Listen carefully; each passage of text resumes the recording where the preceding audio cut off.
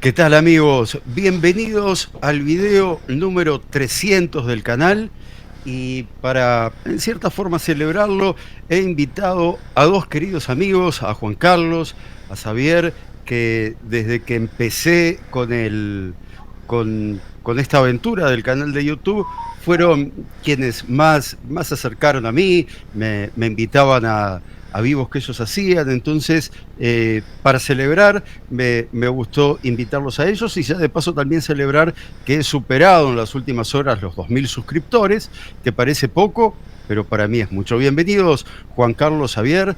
Empiezo por Juan Carlos, que en la pantalla lo tengo arriba.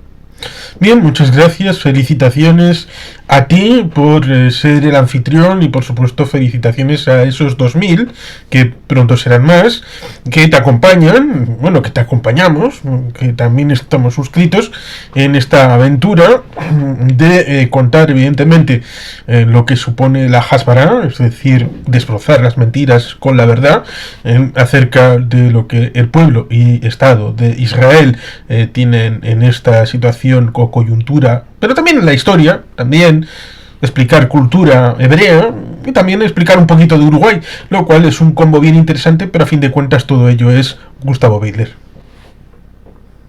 Gracias, Juan Carlos. Xavier, bienvenido. Hola, buenas tardes. Bueno, en primer lugar, gracias por la invitación. Felicitarte por esos 2000 suscriptores, que coincido con Juan Carlos en que van a ser muchos más. Y sobre todo por dar una visión desde una persona que siempre ha sido de izquierdas, de lo que es Israel, de lo que son las mentiras que hay día a día contra el Estado de Israel, mentiras que muchas veces permean y llegan al resto de Occidente, y por lo tanto te felicito por una labor que considero necesaria, ¿no? Y bueno, estoy también convencido de que te irás también abriendo a nuevos ejes temáticos con el tiempo, porque esto, como decía Antonio Machado, caminante no hay camino, se hace camino al andar. Así es, así es. Que Serrat supo musicalizar esos versos. Alguien muy querido, Serrat, aquí en el Uruguay, que le puso música también a los cuentos, a los versos de Mario Benedetti, uno de los, o el escritor tal vez más importante que ha tenido el Uruguay, pero bueno, digamos uno de los, porque a veces puede resultar un poco o muy personal decir el uno es tal. Hay más de uno, y por suerte muchos personajes importantes de la cultura han nacido aquí en Uruguay. Pero vamos al tema de que es una de las cosas que a mí más me preocupan las redes, que son las fake news, las noticias falsas. Empieza cualquiera de los dos. ¿Cómo hacemos los divulgadores para darnos cuenta cuando estamos llegando a una verdad, que no tiene por qué ser absoluta, y cuando nos estamos enfrentando a una verdadera mentira? Bien, yo ahí puedo empezar comentando que el problema muchas veces está, en primer lugar, en los elementos que tú tengas para determinar si algo es verdad o no lo es. ¿A qué me refiero, por ejemplo? Mucha gente se traga las mentiras antisemitas que hay porque le falta información, ¿no? Es muy importante. Luego hay otro problema, ¿no? Y es que un youtuber, bueno, primero tiene que ser honesto, ¿de acuerdo? Honesto no significa neutral. Ojo, la gente también se equivoca con eso. Yo no tengo problema en decirlo. En mi canal de YouTube estoy hablando cada 2x3, y lo seguiré haciendo, de la dictadura venezolana y de la dictadura cubana. Y yo ahí, por supuesto que tomo partido, porque tomo partido con los presos políticos, con los demócratas. Pero eso no significa que uno no sea riguroso con las fuentes de información. Debe serlo. Y lo primero que tiene que hacer un YouTube que quiera ser honesto y que no esté buscando el view por el view, ¿no?, es autorregularse. Y autorregularse implica ser autocrítico, a veces con lo que dice y con cómo lo dice. Pero la crítica tiene que partir de uno mismo para empezar, ¿no? Creo que así uno se puede poner delante del micrófono o delante de la cámara y decir, lo haré mejor o peor, pero yo luego me voy a dormir tranquilo. Yo creo que tenemos que partir de ahí. Luego, por supuesto, como siempre, te podría hablar. Lo que pasa es que, por ejemplo, cuando se habla de Israel, no es una referencia que valga mucho, ¿no?, de lo que son las fuentes de prestigio.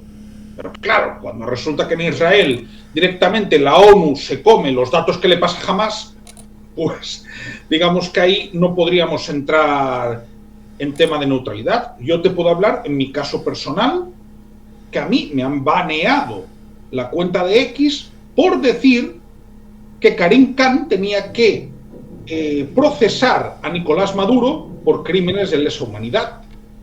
A mí me han baneado la cuenta por decir eso, ¿eh?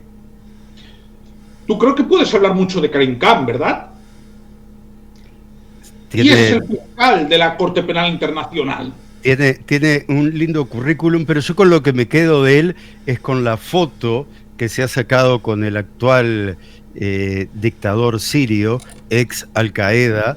Y cuando digo ex Al Qaeda es bueno saber que él en realidad lo que hizo fue, con autorización de Bin Laden y de Al Qaeda, cambiarle el nombre a su grupo para evitar ser bombardeado. Por eso le puso otro nombre al grupo, pero sigue teniendo exactamente la misma ideología y los mismos, si se le puede llamar, principios de Al Qaeda. Y bueno, a él fue a abrazarse este fiscal, así que...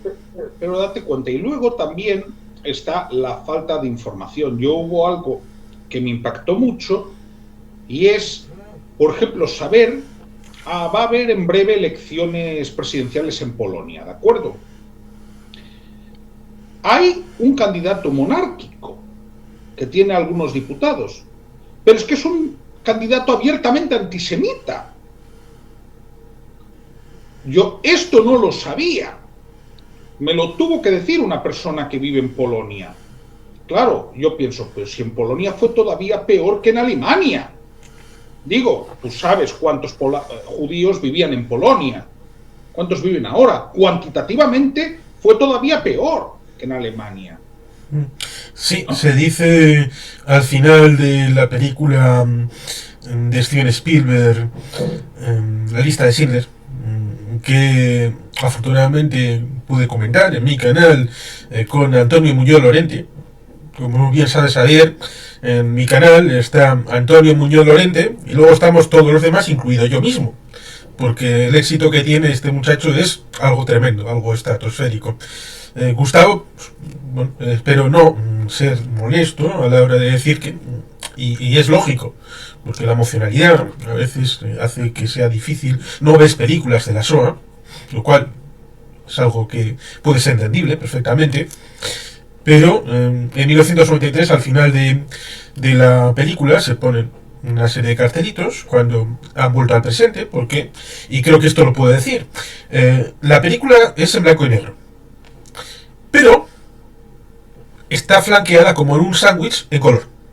Es decir, que en un primer momento hay una celebración hebrea en color, y es el simbolismo de que llega el Tercer Reich, y eso lo convierte todo en blanco y negro.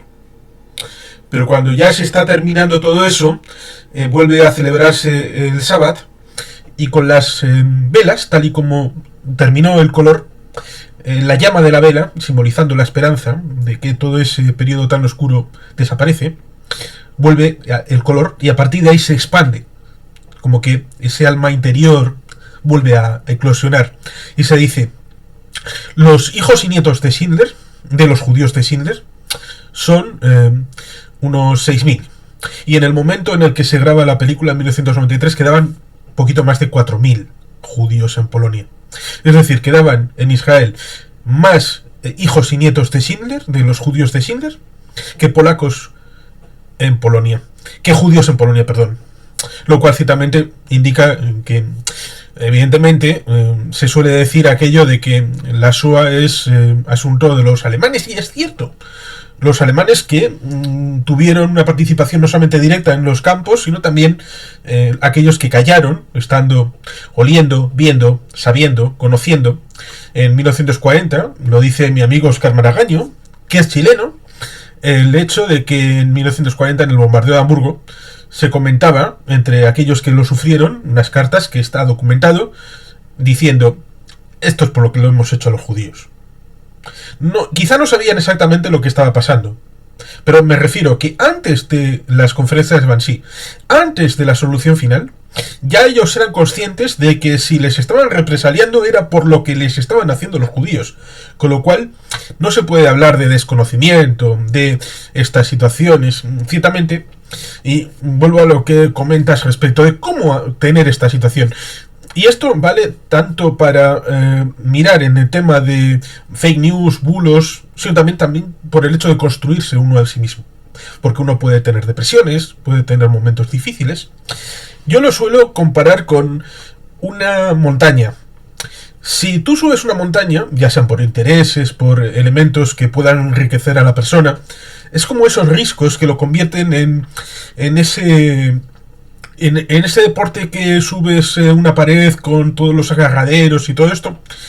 Porque una persona va a caerse, en algún momento va a tener un sufrimiento, va a tener una dificultad. Y cuando cae, si hay un rocódromo, esa sería la palabra, en algún momento de la caída se arranca, se coge y no cae hasta abajo del todo. Pero si una persona no tiene esos intereses y la piedra está lisa completamente, no tiene ningún interés al que agarrarse, no ninguna vocación, ninguna voluntad, no tiene nada por lo que vivir, entonces cae toda la pared como si fuera la pirámide de Giza y va para abajo, todo para abajo. Esto creo que sirve también para el tema de Internet. Y voy a compararlo con hundir la flota. Cuando uno tiene todo el campo de agua ausente de lecturas, de ver documentales, de interesarse por cuestiones de historia, uno le pueden lanzar esos misiles, esos piedros, y darán en agua, porque no hay nada, porque le podrán decir: en el Pleistoceno había naves como los Vimanas, y bueno, si nunca te ha interesado ni la cultura india ni la prehistoria, te pueden decir que ahí estaba Papá Pitufo jugando con un Tyrannosaurus Rex, que ¿cómo lo vas a rebatir? ¿Cómo vas a decir: no, eso no es posible? ¿Por qué? Si no tienes ni idea. Pero si sabes un poquito, pues algo te va a chirriar, algo te va a picar por ahí, y vas a decir: esto es imposible, aunque no tengas una idea, igual no sepas todo del asunto. A mí me pasó 2 veces, recientemente, como fue ciertamente ese momento que has recordado más de una vez en el canal, del parking en el hospital, con el cohete ya lanzado por Yihad Islámica. Y me pasó porque toda la información que me estaba llegando, sobre todo a través de Telegram, yo la puse en Facebook y en Twitter. Pero el mayor problema lo tuve en Facebook. Yo fui el único de todos los contactos que tenía que esa noche, porque fue de madrugada, también en el segundo caso fue de madrugada, fui poniendo todos los mensajes, y fueron decenas, cientos de mensajes, actualizando la información. Y me insultaron gravemente, gente incluso cercana a mí, diciendo que era mentira, que estaba cubriendo a los asesinos genocidas de Israel, y yo poniendo claramente: esto es algo distinto, ha sido un cohete que han lanzado ellos mismos y que no han llegado a Israel y ha impactado, y además no hay 500 muertos, no ha destruido el hospital. Esto te sonará porque seguramente lo has vivido. Al final, afortunadamente, parte de los míos me dijeron: es cierto. Y después me dijeron: ya estuvo comentando Juan Carlos que esto era así. Esto quizá no sea más conocido, pero en la zona del Cáucaso hubo un momento en el que se dijo que los judíos estaban a punto de embarcar en un avión y irse. Y hubo gente que fue directamente a la pista, invadió el aeropuerto y fue buscando al judío. Lo mismo que el 7 de octubre se entró en las casas de los kibbutz: vamos a matar al judío, así, directamente. En este lugar del Cáucaso, dentro de Rusia, se fue a las pistas del aeropuerto a sacar a los judíos de los aviones. Lo cual, evidentemente, tiene reminiscencias de lo que acabo de comentar antes, de los del acuarelista austríaco. Y también de la parte de que había puesto a poner toda la información, vídeos y todo esto, me volvieron a decir: no, estás exagerando, es mentira, todo esto. Bueno, pues al final se quedó en nada porque ni siquiera fueron capaces de reconocer que esto había sucedido. Pero estas cosas suceden. Y está bien decirlo porque si no, van a acabar por creer que estas cosas no suceden y cuando algo sucede es como lo que uno puede ver respecto de Sderot. Siempre suelo poner el ejemplo de Sderot. Cuando desde Gaza lanzaban misiles contra Sderot, eso no es noticia. Cuando desde Sderot el Chajal responde, aparentemente para Radio Televisión Española, para la RAI, para la BBC, para la televisión francesa, Israel está atacando a Gaza. No. Israel está protegiendo a los ciudadanos de Sderot, sean judíos, sean cristianos, sean musulmanes, sean drusos, sean lo que sean, porque tienen derecho a defenderse, y no a defenderse ellos, lo hace el Chajal por ellos. Es un Estado democrático. Con lo cual, ciertamente, estas cosas que en buena medida todos hemos podido visualizar, solamente es posible que hayamos tenido esa vocación de respuesta porque previamente tenemos conocimiento, tenemos interés, tenemos lecturas, tenemos algo que nos permite identificar, no todas, pero algunas sí, nos permite identificar el hecho de que aquí hay algo raro, algo no funciona. Y ese es el vector, el tener esos intereses, ese conocimiento y esas ganas por enseñar al otro lo que uno sabe. Y por eso seguramente también es importante el hecho de escuchar a los demás.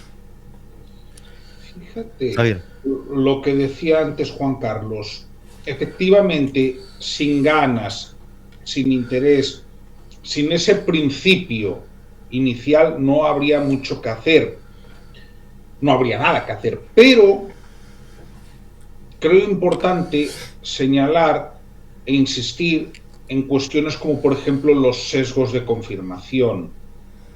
Primero, asumir que los tenemos todos, ¿no? Empezando por uno mismo, porque uno mismo no puede ser exigente con los demás si primero no se exige a sí mismo.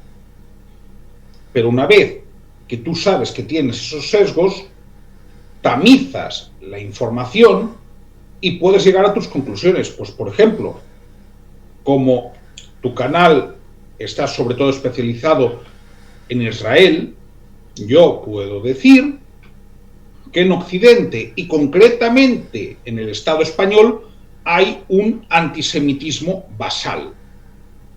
¿Por qué digo esto?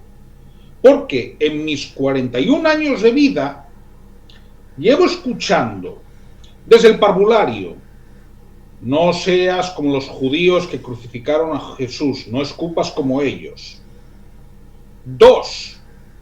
Los judíos están puntos suspensivos en Gaza y en Cisjordania. 3. Ver cómo la televisión, la radio, los periódicos, incluso en parte de la derecha, y esto solo está cambiando algo en los últimos años, compraban automáticamente, con muy pocas excepciones, quizás una de ellas sería la de Enrique Zimmerman, ¿no? El mensaje en su día de la OLP, después de la ANP y ahora de Hamás.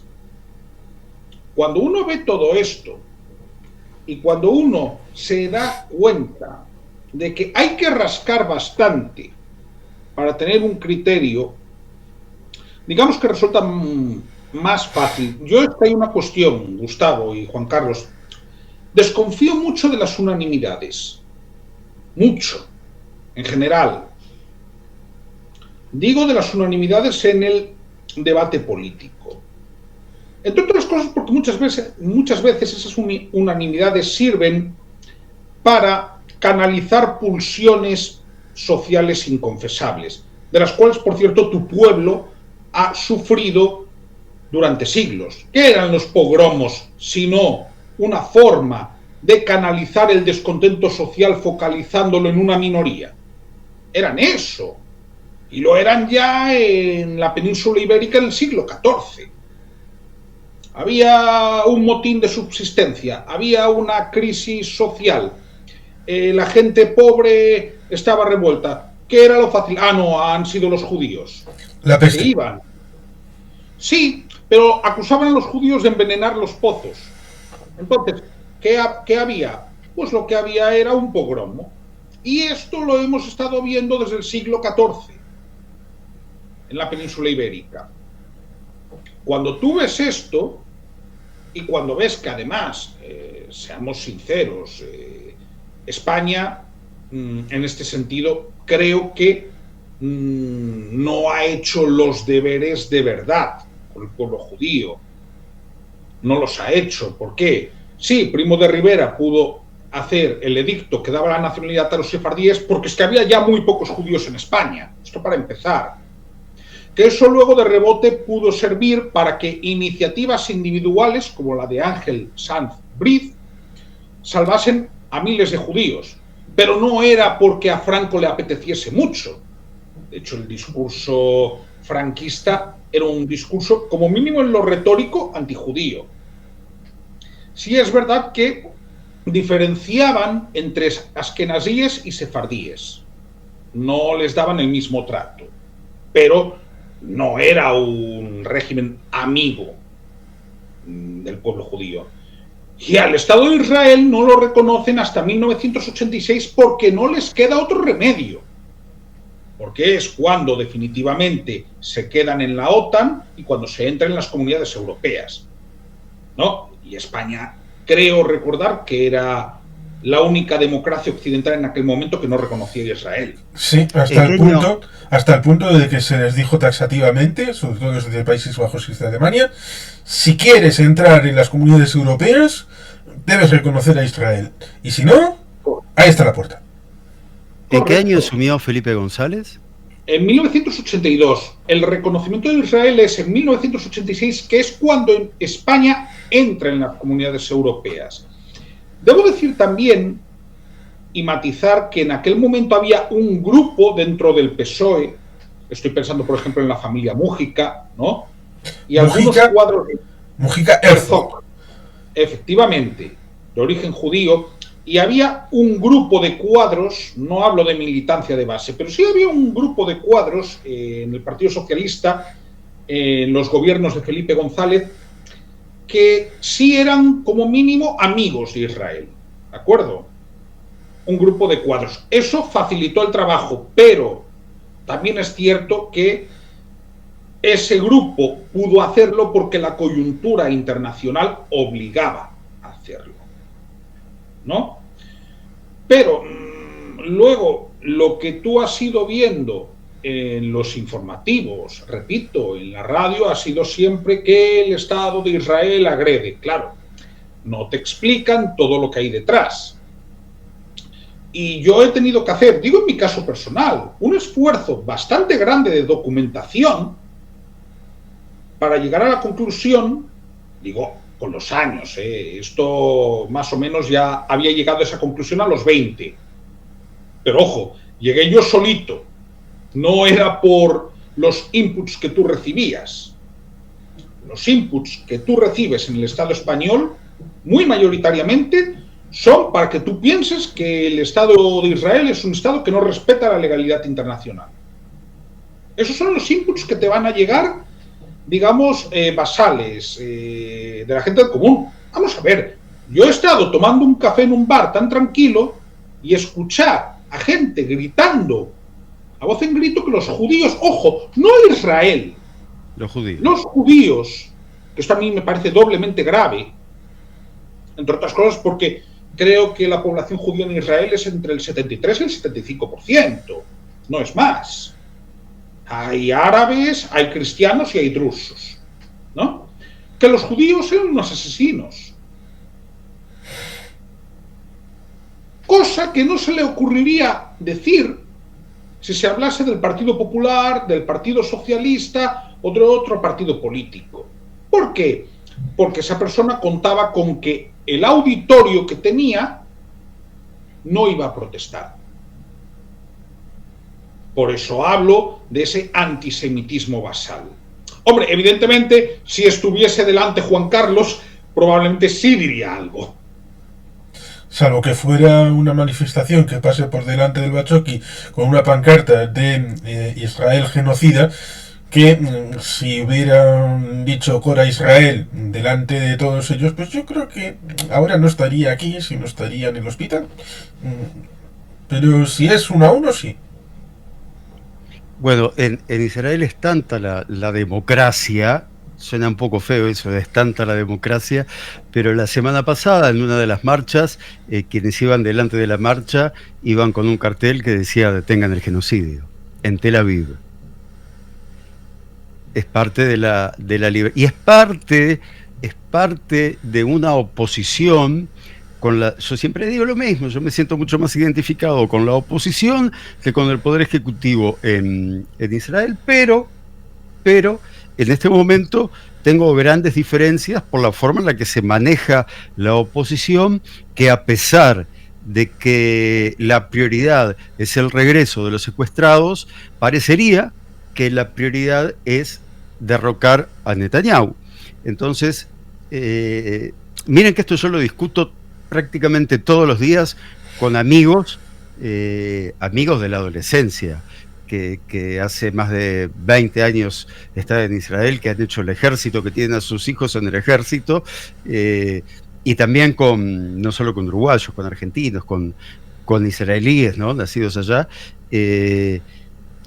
Y es muy preocupante la fisura que se está viviendo entre oficialismo y oposición, al punto de llegar a eso, ¿no? De gente que realmente sabe que no existe un genocidio, porque sus hijos están en el frente, sale con esos carteles para buscar el derrocamiento del primer ministro, y al que más daño le terminan haciendo es al judío que vive fuera de Israel. Y hoy, justo el video que subí hoy, era hablando sobre lo que pasó en Maldivas. Ese país que yo honestamente pensé que eran islas que pertenecían a otro país, pero bueno, parece ser un país independiente, que votó prohibir la entrada de israelíes. Es interesantísimo, porque hay 2 millones de árabes con pasaporte israelí que no van a poder entrar. Y es parte de eso, ¿no? De meter a todos en una misma bolsa. Obviamente, hay judíos que son excelentes personas, y hay judíos que son una basura. De la misma manera que hay cristianos buenos, cristianos malos, católicos buenos, católicos malos, musulmanes buenos, musulmanes mal. En todos lados hay gente de bien y hay gente de mal. Bueno, también pasa dentro del judaísmo. Una de las grandes diferencias que yo veo es que los musulmanes son aproximadamente 1.800 millones. Los judíos en todo el mundo somos entre 16 y 17 millones. Un poquito menos, ¿no? Lo que hace que la propaganda termine siendo a favor de los que realmente tienen el poder. Fíjense que los musulmanes son dueños de la mayor parte del petróleo del mundo, mientras que los judíos no. Claro, y sin embargo eso no fíjate, nunca. Estoy de acuerdo, ¿sí?, con lo que dices. Estoy de acuerdo con lo que dices totalmente, pero también es justo decir que tradicionalmente el cristianismo o el catolicismo, mejor dicho, tampoco es que haya tenido una actitud muy amigable hacia el judaísmo. Claro que no. Por suerte, el cristianismo, el catolicismo, las diferentes ramas dentro del cristianismo, creo que la virtud que han tenido es evolucionar y llegar hoy al siglo XXI entendiendo que se puede convivir con quien es diferente a uno, cosa que el Islam aún no ha hecho. Está muy lejos de hacerlo. Y me podrán decir, no, son 1.800 millones. Obviamente que no son todos iguales, pero los líderes, lamentablemente, van en ese camino. Por ejemplo, la nación más importante del Islam ni siquiera es árabe, es persa, es Irán, y todas las ramas que gobiernan en Irán, ya sea políticamente, militarmente o religiosamente, llaman a la destrucción del Estado de Israel. ¿Qué es lo que tiene que hacer el Estado de Israel?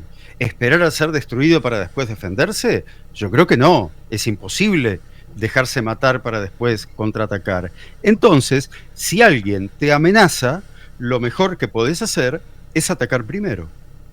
Sin embargo, estaría hoy muy mal visto y criticado a nivel internacional si Israel decide atacar Irán. Cuando inclusive militarmente, el primer ataque que hubo fue de Irán hacia Israel con el lanzamiento de los misiles. Pero por alguna razón... Dos veces. Por alguna razón, los culpables siempre son los judíos y cuando nos defendemos nos dicen, claro, ahora te estás victimizando. Sí, efectivamente ha sido dos veces que Irán atacó, Israel contraatacó, con el hecho evidente de que la cúpula de hierro, el sistema de defensa tricapa de Israel funcionó estupendamente, y cuando va a caer en un descampado o en zona desértica, pues evidentemente ese cohete porque es un gasto enorme, cuesta un montón de dinero cada uno de los vectores de lanzamiento, por tanto, si se sabe que va a caer en un lugar descampado, ese no se intercepta porque va a destruir granos de arena, una piedra, la única situación en la que hubo un muerto, curiosamente, fue un llamado palestino que estaba en un lugar en el que en teoría no tenía que estar.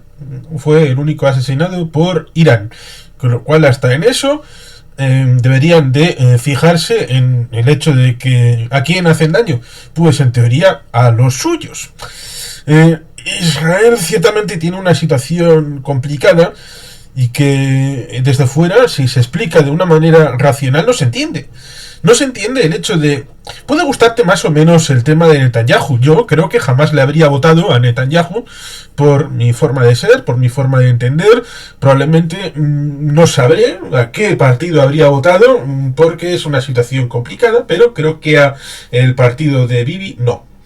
Pero una cosa es que te guste o no te guste Bibi, el hecho de que la Knesset es una elección democrática, son 120 escaños, una elección en la que el voto es tan importante que, al ser circunscripción única, permite y curiosamente incentiva, con lo cual yo creo que habría que cambiar la legislación electoral en Israel y hacer circunscripciones electorales, porque permite que si hay unas disidencias dentro de los partidos, puedes separar tu rama de partido sabiendo que puedes tener algún acceso a algún escaño en el Parlamento israelí, y siendo tan fragmentado en la actualidad, no solamente sacar 1 o 2 escaños, sino ser importante a la hora de la configuración del siguiente gobierno. Con lo cual, esa incentivación a la hora de... Yo me llevo mal con los dirigentes antes de lo que era Kadima, o antes cuando estaba todavía el Likud, o cuando ha estado el partido de Bibi. Podía ser contestatario respecto de la línea oficial. Eso en un partido occidental europeo pues lleva a que esa línea se convierta en oposición interna del partido, o a que trate de desbancar el liderazgo de alguna manera, o que se quede ahí durmiendo a que se la pegue el líder para volver a entrar en un congreso. Pero en Israel sucede esto. Yo me llevo mal con el líder, no me pone en donde yo creo que tengo que estar, pues monto un partido, me presento a las elecciones y saco 1 o 2 escaños. Eso es complicado. Pero lo que iba a decir es el hecho de que hay algo que sería inaceptable, como es esos reservistas que dicen: no me gusta Bibi, no voy a defender a Israel. ¿Pero qué demonios está usted diciendo? No me gusta Bibi, no me gusta lo que hace el gobierno, con lo cual yo soy piloto, ya sea en la reserva o en el ámbito oficial, yo no voy a pilotar el avión. Eso jamás sería aceptable en un país eurooccidental, lo cual resulta curioso porque en Eurooccidente se aplaude con las orejas. ¡Bien! ¡Esos son bravos! ¡Hacen de puta madre! Es más, en el ejército israelí es posible desconocer la orden de un superior. Ahora explico cómo. Si un superior te da una orden que tú puedes demostrar mediante una demostración in situ que es incorrecta, tú puedes desconocer esa orden y no te pueden, digamos, que sancionar. ¿Qué ejército en el mundo permite eso? No, solo el de Israel. De hecho, hay un término en hebreo, creo que es algo así como prueba, ¿no? Pero existe ese protocolo, ¿no? Si a ti un superior te da una orden y tú puedes demostrar in situ, por ejemplo, de montar una tienda, que esa orden que te están dando es incorrecta, tú puedes desconocerla. No, tú en cualquier ejército del mundo se entiende que no hay lugar al debate o a la discusión. Si un superior te da una orden, tú tienes que cumplirla. Por lo tanto, esto nos permite darnos cuenta de dónde venimos. Luego, venimos de un país que nace como un experimento social bastante curioso. Los principales partidos, que esto hay que recordarlo, de la independencia de Israel eran de izquierdas, tanto el Mapai como el Mapam. Y, por cierto, bastante de izquierdas, ¿no? Precisamente estuvimos hablando el domingo, en un conversatorio, Juan Carlos y yo, sobre la segunda parte del Padrino, ¿no? Y hablábamos porque hay un personaje judío, ¿no? Hablamos un personaje secundario, Hyman Roth, ¿no? Que se explica como en el Israel de finales de los 50, de 1959 aproximadamente, ¿no? Él intenta escapar allí e Israel le dice, no, tú no entras, tú te vas.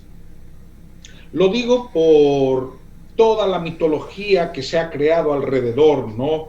De Israel como un estado de ricos. No, señores, que el Israel independiente no es, de las primeras décadas no es eso, ¿eh? Es un estado pobre.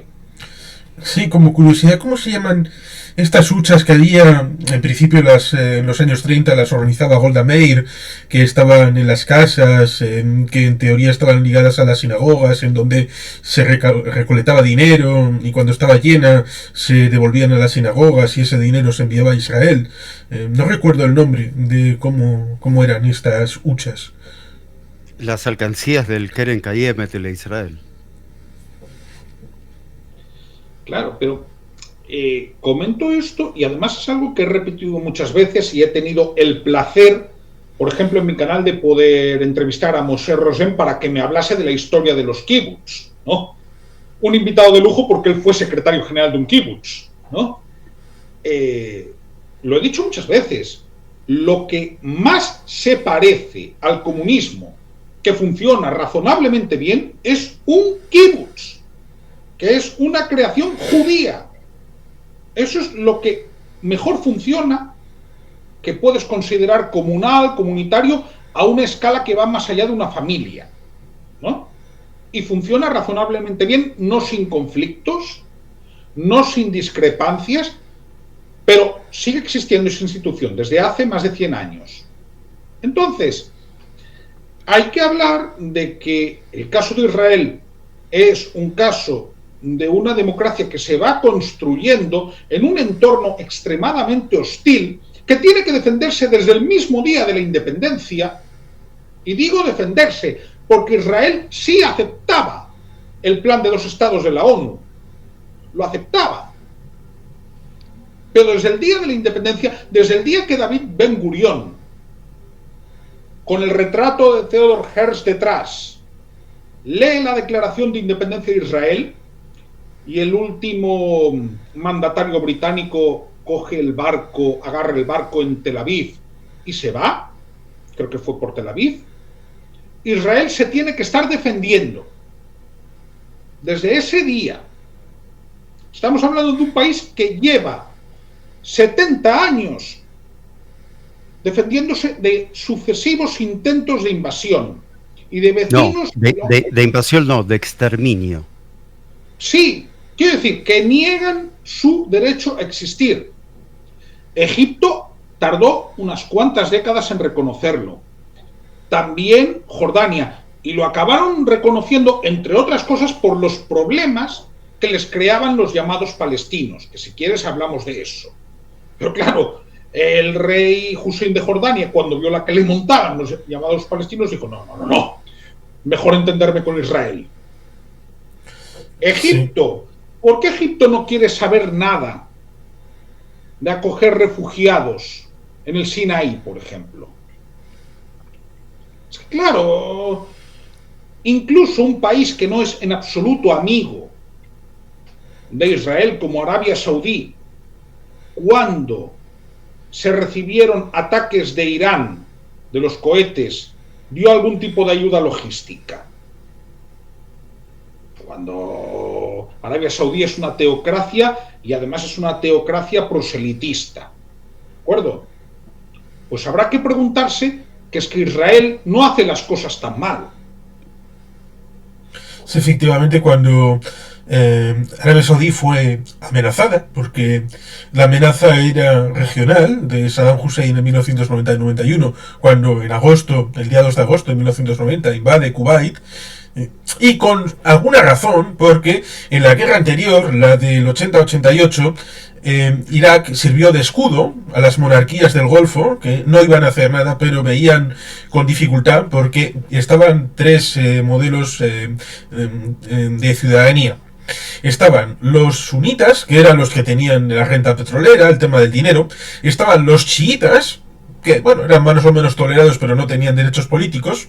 Y luego estaban los de la kafala, que podían ser palestinos, podían ser tibetanos, podían ser indonesios, que eran gente esclava directamente, y eran la mayoría de la población. Con lo cual podemos hablar de un 70%, de un 14% de chiíes y un 16% de sunis. En los años 80, debido a la revolución iraní, evidentemente hacía una semejanza respecto de lo que fue la revolución soviética para expandir los ideales del comunismo, pues Irán, a través de la revolución de Khomeini, trataba de reproducir ese esquema en el ámbito religioso. Y ahí tenemos su herencia con los proxies. Y dado que en esos años del 80 al 88 Irak fue el freno, gastó un montón de dinero, y cuando terminó la guerra en el 88, Irak fue a donde estos países y les dijo, bueno, me reconoceréis, cancelación de préstamos, algún tipo de ayuda a la reconstrucción, y todos los países dijeron, no le conozco a usted, no sé qué está hablando, no tengo ni idea. Con lo cual, al final, Irak dijo, pues ¿sabes qué? Os voy a dar pa'l pelo. Y invadió en el agosto del 90 Kuwait. Pero Arabia Saudí también estaba amenazada. ¿Qué hizo Israel? Debido a su propia vocación y también en el ámbito del apoyo a Estados Unidos, envió Caterpillar, es decir, tractores y todo esto, a través de Estados Unidos, y en el vuelo desde Israel hacia Arabia Saudí tenía que quitar Estados Unidos las matrículas, todo lo que significara Israel de toda la infraestructura de del tema del tractor o de los tanques o de todo lo que enviaba, porque si no, los de Arabia Saudí decían, no, esto no lo podemos aceptar. Pero si no aparece ni una sola marca de que Israel ha tocado esto o lo ha fabricado, entonces sí. Entonces, perfecto. Ayuda internacional desconocida. Afortunadamente, de ese momento a la época actual, ha habido cambios en la percepción de Arabia Saudí, que ha visto, sobre todo, por ejemplo, el príncipe Bin Salman no ha nacido en una época en la que los árabes ataquen a Israel, sino en donde el principal eje de conflicto es Irán, con lo cual pertenece a una generación distinta. Con lo cual eso permitió que se hicieran los acuerdos de Abraham, y precisamente por eso es por lo que acabó sucediendo el 7 de octubre. Bien, para ir redondeando un poco la charla, me gustaría volver un poquito hacia atrás al siglo XX. Para mí hay un personaje en el siglo XX que destaca por sobre todos los demás a nivel mundial, y para bien o para mal, que es Winston Churchill. Me gustaría saber la opinión de ustedes. Simplemente les digo eso, Winston Churchill, ¿qué les viene a la mente? Un personaje polídrico, pero primero tú, Said. Depende por dónde lo agarres. Sin Winston Churchill habría sido más difícil que el Reino Unido doblegase a Hitler. Pero no me olvido de sus bravatas contra el pueblo irlandés, ya en la década de los 10, ¿no? Antes de la independencia. Y creo que tenía una visión, a mi modo de ver, desfasada del papel del Imperio Británico. Probablemente si hubiera ordenado más los procesos de independencia, sobre todo en su último mandato, ¿no? Porque en 1945 no tuvo tiempo literal, fue acabar las bombas y antes de 3 meses ya estaba fuera del poder, ¿no? Pero vamos a ver, el problema de Winston Churchill, como pasa con muchos grandes líderes, es que lo conocemos por su papel en la Segunda Guerra Mundial, que tuvo sombras, pero valoramos la victoria y valoramos evidentemente que el Reino Unido, con todos sus peros, era un mejor país que la Unión Soviética. Ahora bien, yo no me olvido de que el hombre en los años 30, por ejemplo, él a título personal, en España, prefería a los nacionales que a los republicanos. ¿De acuerdo? Esto lo sabemos, ¿no? Cosa que, por ejemplo, no hizo Eamon de Valera en Irlanda. Ojo, Eamon de Valera en ese tema de la Guerra Civil Española sí fue bastante más neutral de lo que fue Churchill, ¿no? Hubo un batallón de un medio loco, sí, bueno, pero eso no, sí, pero que los tuvieron que echar por inútiles. Los tuvieron que echar, el llamado batallón irlandés. Y de hecho también había luego una brigada irlandesa de obreros, ¿no? Que combatieron por la República. Sí que es cierto que los irlandeses cuando llegaron, esos que llegaron, dijeron que no iban a combatir en tierra vasca porque eran católicos. Y que eso no lo aceptaban. Claro, pero quiero decir, mientras que, hombre, Churchill vía Juan March, es que parece que hay que contarlo todo, no. Vamos a ver, claro que influyó en la política española. Es más, si Franco al final se anima a dar el golpe de Estado de 1936, es porque tiene, por un lado, garantías financieras de Juan March. El Dragón Rapid, por ejemplo, el avión que lo traslada de Canarias, él estaba, si no recuerdo mal, en Las Palmas, ¿no? Sí. Y ejecuta el asesinato de un general para poder ir al funeral y a partir de ahí coger el Dragón Rapid y ir a la península. Porque él creo que estaba en Santa Cruz y él va a Las Palmas precisamente a un funeral para tener una excusa, ¿no? Sí, que es eso, que asesinaron a esa persona, ellos mismos. Claro, entonces, la garantía que tenía Franco, por ejemplo, era que en caso de que la cosa saliese mal, realmente... ¿Se ha congelado? Sí, se quedó congelado, Xavier. Se enojó y quedó ahí. No Juan sé. Carlos. Bueno, pues espero que vuelva. De Churchill podría decir que, claro, tiene todos los claroscuros de haber participado en un montón de cosas, porque creo que acabó cerca de los 100 años. Es una persona longeva, participó como periodista, participó en la guerra de Cuba y tiene una medallita que le dieron como corresponsal de guerra. Ahí es donde se aficionó a los puros.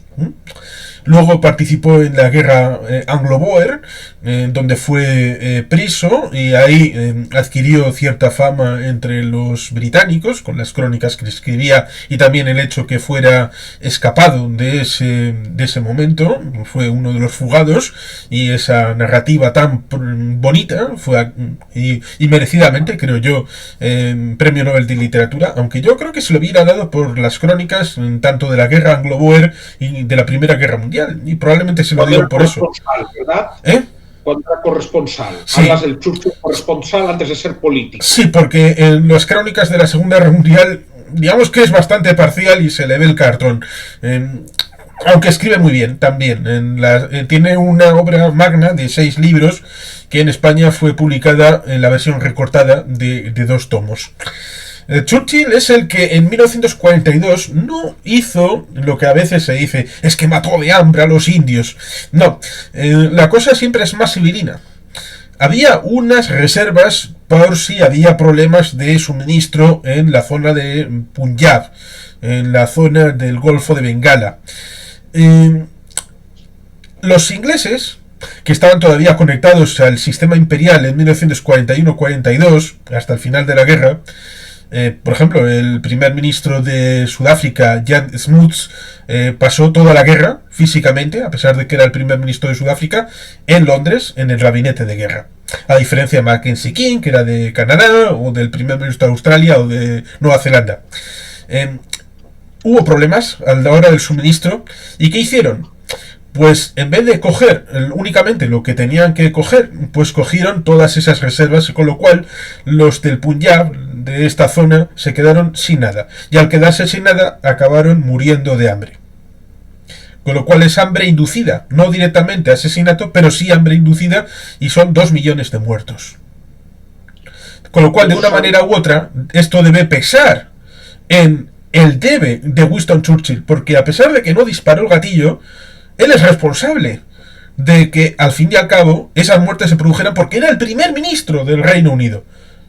Y como eso hay muchas otras historias que caen en el debe de Winston Churchill, a pesar de que todo el mundo sabe que es el primer ministro del Reino Unido, que salvó a Inglaterra en 1940, la batalla de Inglaterra, la situación posterior hasta la llegada del 41, el ingreso de Estados Unidos, el tema de la Unión Soviética, y que hasta las playas de Normandía, el Reino Unido es el que lleva el peso de todos los soldados, mayoritariamente en el escenario europeo, de suministros también, con lo cual tiene un peso importante en esa guerra. Pero claro, tenemos luego el tema de Suecia en el 56, que le queda un poquito después de su dimisión, pero todos los preparativos son cosa de él, de lo que sucedió, por supuesto, en las independencias de...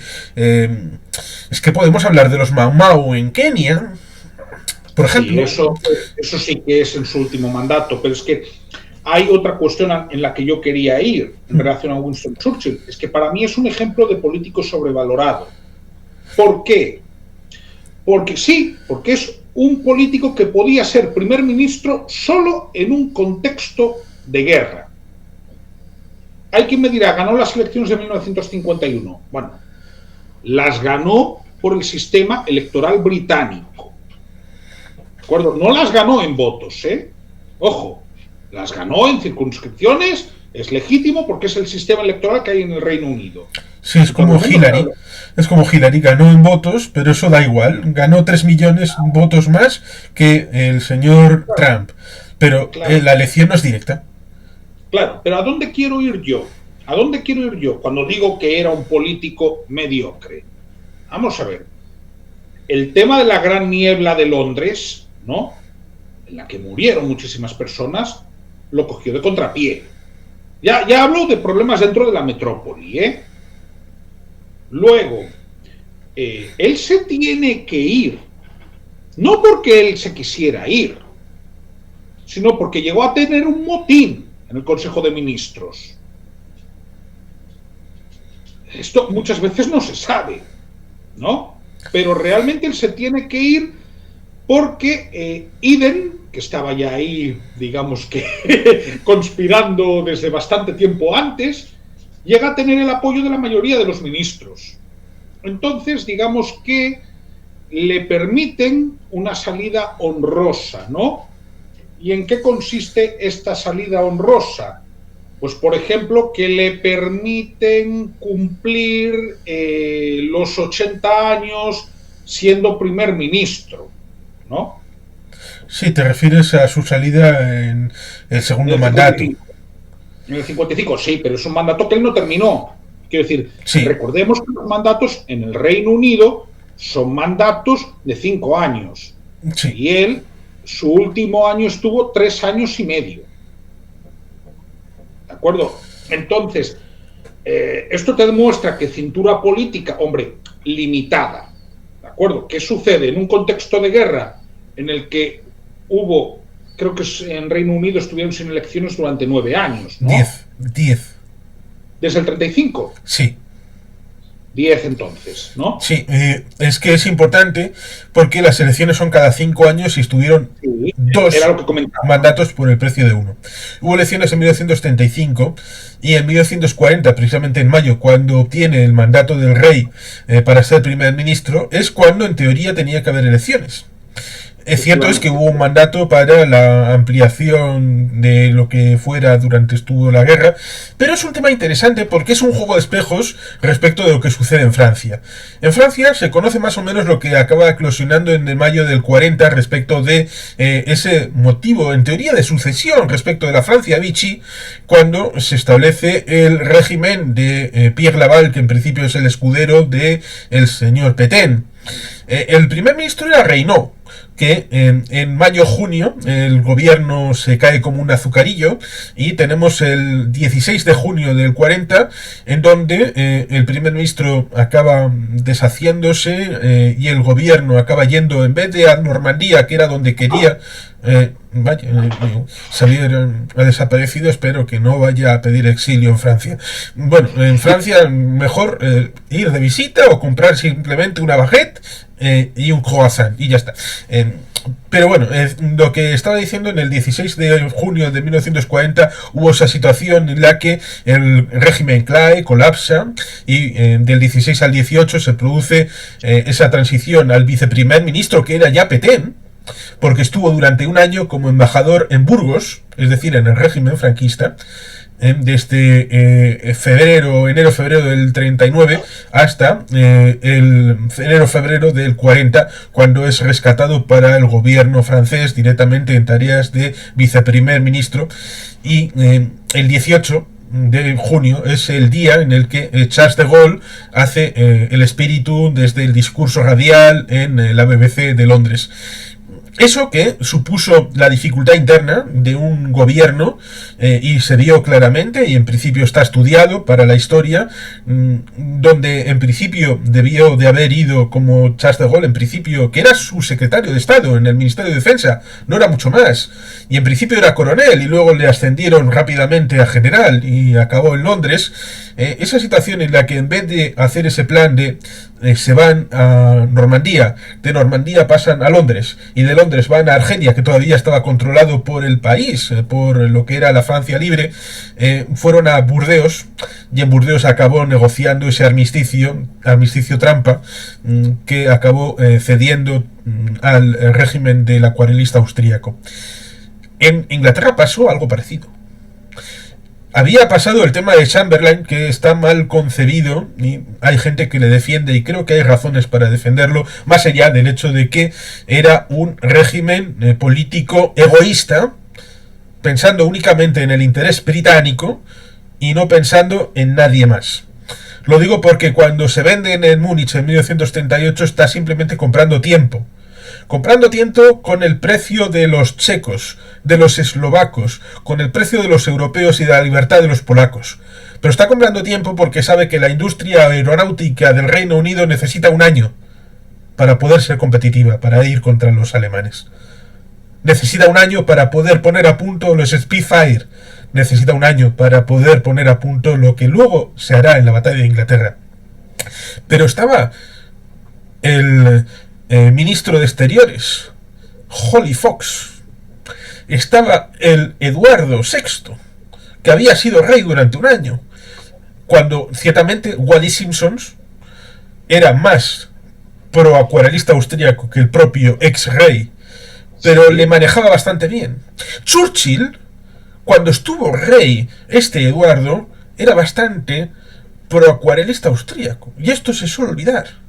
Y se suele olvidar también con la propaganda, con la película del discurso del rey, en donde Churchill aparece blanqueado. No es el histórico. El que aparece en la película es un Churchill que jamás existió, pero es el que la gente ha recordado, inferido desde el presente hacia el pasado. Había gente que estaría dispuesta a llegar a un acuerdo con el acuarelista austríaco en pos de defender una separación de esferas de influencia. Churchill afortunadamente dijo que no. Fue un obstáculo. Y en 1941 y en 1942 quisieron quitárselo del medio. Y hubo tensiones importantísimas dentro del gabinete en 1940, en el 41 y el 42. La gente recuerda la situación chilena en mayo del 41 con el señor Hess atacando Escocia con su propia persona y un paracaídas. Pero sabía a dónde iba. Sabía que había gente en el Reino Unido donde podía hablarse, donde podía haber un desequilibrio de fuerzas. Y esto podría haber llevado a desaparecer al señor Churchill y haber entregado a un régimen que hubiera sido el paralelo del régimen de Vichy. Con lo cual, ciertamente, la parte francesa se conoce y se hacen muchos memes de que los franceses solo saben rendirse. Pero, ojo, cuidado, que la historia para el Reino Unido también hubiera podido ser bien diferente. Y eso también merece un estudio. Claro, pero sucede una cosa. Hay que entender que Winston Churchill es fundamentalmente un nacionalista británico. Nacionalista británico de Estado, ¿de acuerdo? En el sentido de que no hablamos de un nacionalista como lo soy yo, como lo es Juan Carlos, de naciones sin Estado. O como lo ha sido Alex Salmond o Nicola Sturgeon respecto de Escocia. Correcto. O podríamos hablar del norte de Irlanda, o en el caso de Irlanda entera, de Amon de Valera, de Michael Collins y de muchos otros. Entonces, o de Roger Casman o de Patrick Pearse. Pero, ¿qué quiero yo decir con esto? Evidentemente, si vamos a lo que era el juego de coincidencias ideológicas que podía tener una persona de derechas europea en la década de 1930, no es tan extraño que se le hiciesen guiños al fascismo. ¿De acuerdo? Hombre, pasaba aquí en España con la seda. Bueno, el propio Churchill, en uno de sus puntos oscuros, dijo que simpatizaba con Mussolini porque Mussolini era anticomunista. Claro, pero ese fue el mismo argumento que luego dio el Reino Unido y Estados Unidos a partir de la administración Ike, ¿no? Eisenhower, para llegar a acuerdos con España. Y el propio argumento que acabó dando Churchill para tener buenas relaciones con España franquista en su último mandato.